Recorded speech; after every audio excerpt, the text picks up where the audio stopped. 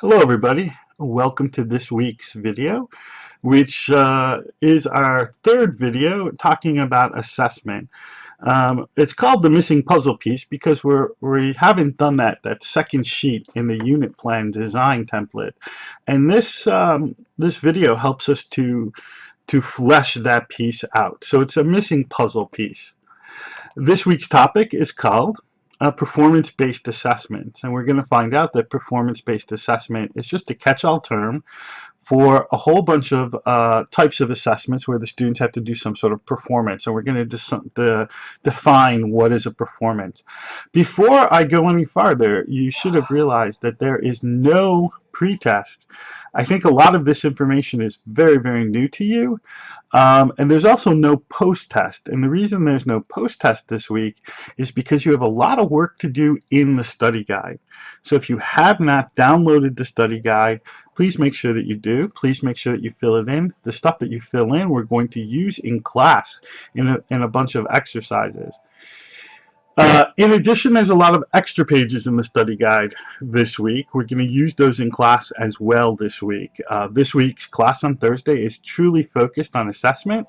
Part of the class will be spent on dealing with making a test or a type of exam, and the second part will be creating a language task. To do that, please make sure that you bring Spark 1 to class on Thursday and that you have already looked over Unit 5. Okay, so sorry, Unit 6, the unit with the present simple in it. So please make sure that you look over that unit before you come to class on Thursday. All right, just a quick review. We've already talked about the concept of formative assessment. This is assessment for learning. This is the type of assessment that you do on a daily basis in your classroom, maybe even multiple times, to help your students realize what their strengths are and what their weaknesses are, what they may need to work on and what they don't have to study as much.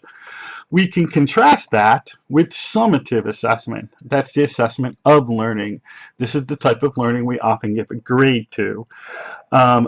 In our case, language tasks fall into summative assessment. As we can see, we've talked a little bit about bridging the two.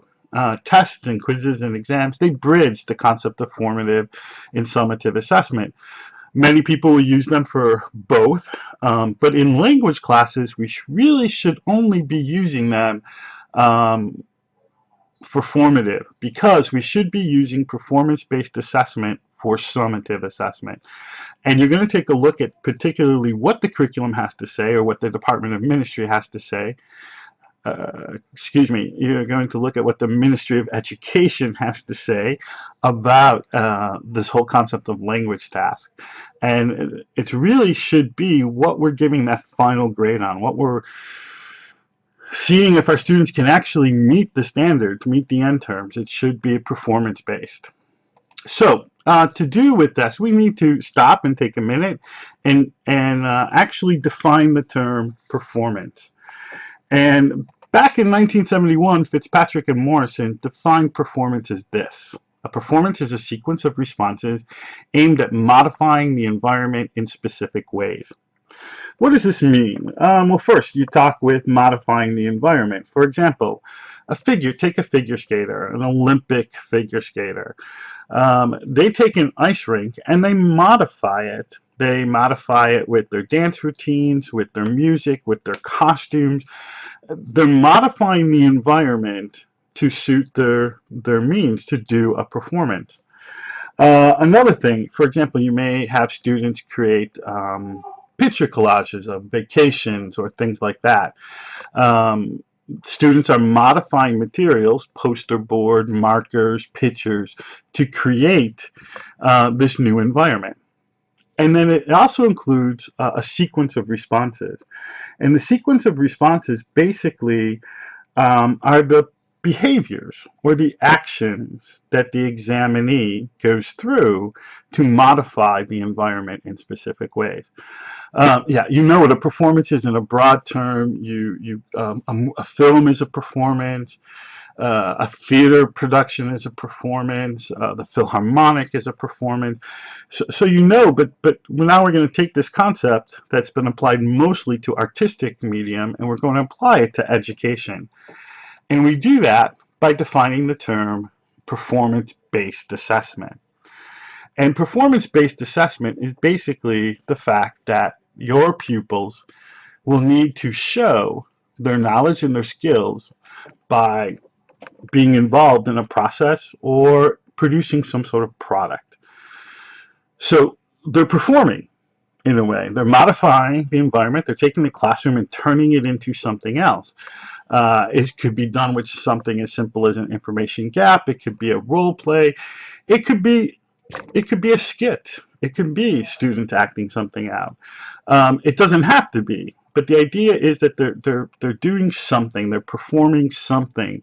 They're engaging in behaviors that demonstrate to you that they now have comprehended, understand, can apply all the knowledge and skills that you have been teaching them.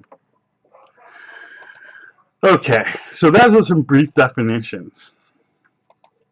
So, what exactly is this concept of performance-based assessment? What is this system? What is this puzzle that we're talking about? And basically, it consists of 4 interlocking parts. First, as with anything, it has to have purpose. We talked about this with formative assessment. What is the purpose of the assessment? So that has to be established right from the get-go. Then the task itself. What is the task? What is the prompt? What are you going to use to elicit the performance? Then there is the response demand. That is, what are the examinees, what are the pupils going to use to perform the task that match to the purpose? And in our case, this could be grammar, this could be vocabulary, this could be functional language, collocations, it could be a lot of things. But we have to be able to identify those and list those and know what those are before we can even really give the task to our students, because if we don't, then when it comes to the last part, which is rating it, it's going to be extremely difficult. And these pieces are interlocked because they have to sort of go together. Sometimes you can start with the response demands. You know what your functions are, you know what your grammar is, you know what your vocabulary is, and you may have to say to yourself, okay, how would I rate this? And then based on how I'm rating it, what might be a good task for this? And is it truly meeting the purpose of my end terms, my standards? You could start with a task and then work on either side of it. Chances are you don't start with the rating, although sometimes you do. Most likely you start with the purpose, you start with the response demand, and then you develop the task, and then you develop the rating. We are going to take a look at rating in depthly next week. So we're not going to really deal with it today, but it is part of this system and you have to be aware of it. So there are types of performance-based assessment. And again, they sort of go together. There's products. These are usually the written form. These are traditionally what we think of as the essays, the short answer questions, write a story, something like that. Those are products. Then there's performances. Those are usually the oral in our case. Complete a role play. Tell me what you like and you dislike. Give a presentation. Those are all oral performances. And then there can be a combination of the two, performances and product. This is most likely found in portfolios. Portfolios contain a whole bunch of products, but a good portfolio, as we've already seen, should talk about the performance. How did I get here? What do my drafts look like? What did I learn from my drafts? That's all part of the performance as well. So why should we use this type of stuff? Well, it's pretty simple. Shohami in 1995 said that performance-based assessment is more valid with respects to the student's ability to use language in real situations in the future. We can really predict much better if the students are going to be capable to interact with a native speaker or go on a vacation in London or America. It's a much more valid score, much more valid testing device than selected response questions. Selected response questions are very valid for just testing discrete knowledge. But when it comes for their ability to use the language in a situation in which they may encounter, the performance-based is much better. And then Short, in 1993, said it's a more accurate picture of the student's knowledge and ability than selected response tests or exams, which we just talked about. So really, these are much more accurate, much more valid in terms of the student's knowledge, skills, and ability to use a language than a selected response. That's key, and that's why the Ministry of Education has really taken the stance that we need to use language tasks, or TALTalk, in our classroom, and we should be assessing with these and not the old exams that you are used to, that you had when you were in school. Those are passé and should not be used anymore. Okay, we're going to do a series of tasks here. The first thing you need to do is, what exactly does the Ministry of Education have to say about language tasks? In your study guide, you have, both in Dutch and in English, right from the Ministry of Education's website for the Eindtermen for modern languages, you have what it says for taaltakken. Interestingly enough, there's 4 paragraphs under this topic in all 3 grades. The first 2 paragraphs are exactly the same. The last 2 paragraphs they differ slightly from the first grade to the second and third grade. The second and third grade, they're the same, but in the first grade, they're different. I've given you everything, okay? I've given you a translation as well, so that you can see what does this look like in English if you want. What I'd like you to do is stop the video, read this, highlight significant words, phrases that you think, if you had to define or tell me what does the Ministry of Education have to say about language tasks in about 2 minutes, what were those key words, key phrases that you're going to pick out and you're going to use? When you're done doing this activity, you can come back to the video and move on to the next part. All right, good luck.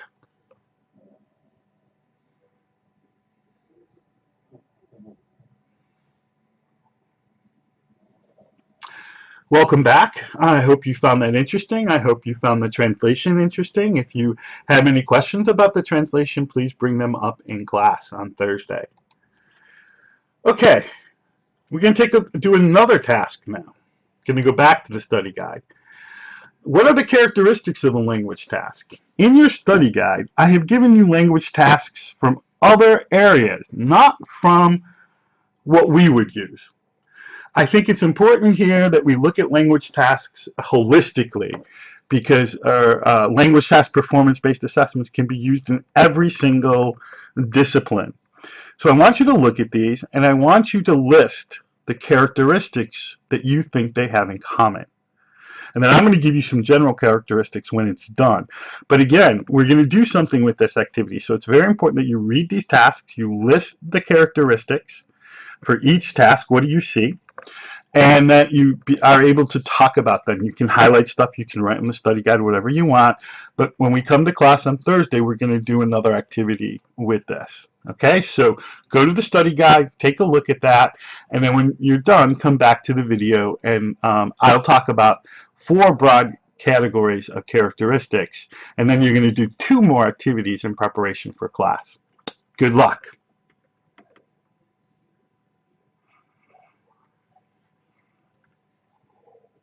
Okay, welcome back. I hope you found that interesting.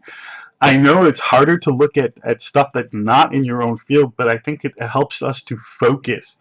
It's too easy to look at stuff in our own field and then think that this is the only way we can do it. Looking at performance-based assessments in other fields helps us to see more of a variety, more of a range. In terms of characteristics, most of the research says that there's at least 4 general characteristics. They must be authentic. That is, They have to be closely related to something a native speaker would do. Now, this is not always easy, but there are ways we can do it on every single level. Um, but notice what I said here. They have to be authentic or close to authentic. You can take an authentic task and you can adapt it so it still has a sense of authenticity, but yet is able to be completed by someone in the first grade of English. But at the same time, you can do something as simple as listening to announcements on a train platform. That's something they should be doing in first grade. And that is a skill that everybody needs to have, including native speakers. And of course, you wouldn't do it so that it's all, you know, how bad those microphones can be in a train station or something like that. But I'll tell you what, I mean, for me as a non-native Dutch speaker, when I'm at the train station, I pay very close attention, trying to pick out things, looking for repetitive phrases that maybe I can use if something happens and I miss my train. And that's important. And or if there's a track change, you know, in some train stations here in Belgium, they'll say them in English if the train is going to the airport. If the train is not going to the airport, they're not going to say them in English. They usually say them in Dutch and French. I need to be able to understand the Dutch one, know when they're talking about a track change. So if it affects my train where I am, I can move, or else I might miss my train. So it's that's very authentic. It's a very low level type of skill. It could take something else like reading a newspaper. Well, of course, native speakers read a newspaper. They do not answer multiple choice questions about what they've read. But what do native speakers do with the information they've read in a newspaper article? They must do something with it. You just don't read it for the sake of reading. Maybe sometimes you do, but usually it's because it pops up in the conversation. Is there a way that you can create a conversation in which students have to rely on something they've read? By the way, folks, your oral exam, part of your oral exam is just that type of language task. You have to read a series of articles that is different from your partner about the same topic, and then you have to discuss it, and you have to bring out this information. And there's ways we can adapt that at all levels so that we can have students read a newspaper article or listen to the news or whatever the case may be, and then find ways for them to share it out. Let me give you another example. Last year in Vorselaar, I did something similar on their final exam, and they had to read an article in the oral exam.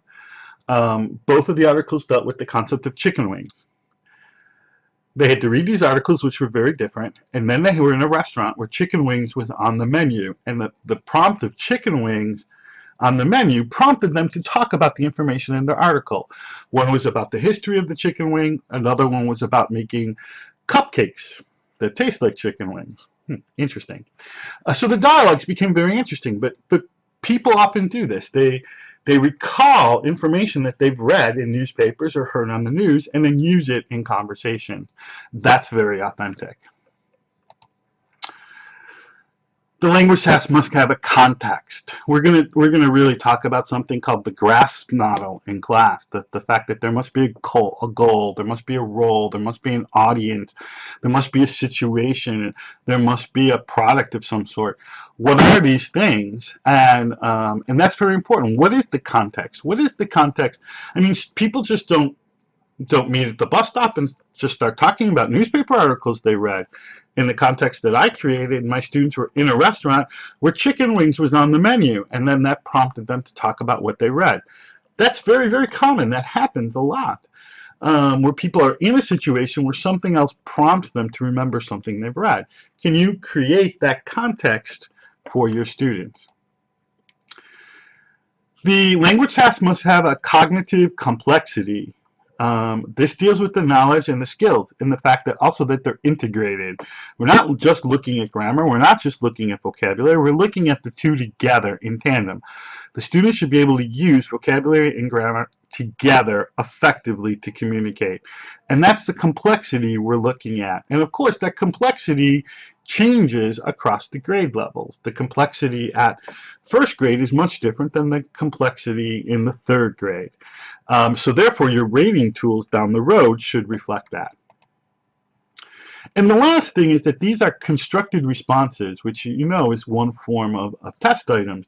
But the fact is that students are not limited to one choice. They can construct a response. The response can, if it's open enough, it can be anything.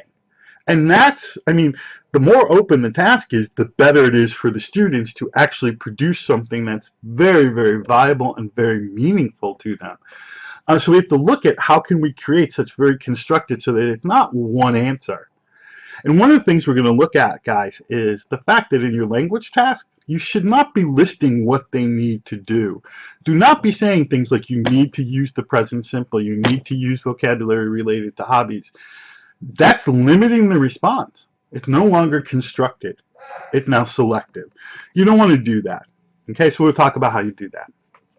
We're going to look at the first two characteristics in-depthly in class, and you're going to prepare for those activities by doing the next two activities. Let me tell you the next two activities, then you can leave the video and go do them.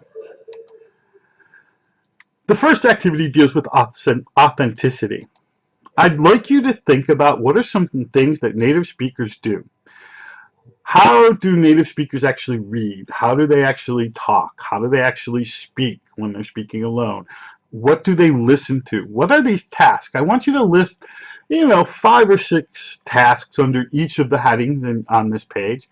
What are some things that native speakers do? I mean, think about what you've seen in movies. Think about even yourselves as Dutch native speakers. They can be similar.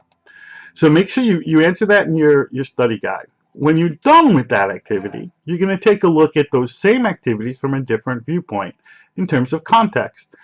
Because, like we said, reading the newspaper and then talking about it. Well, what would be the context for students to do that in the first grade?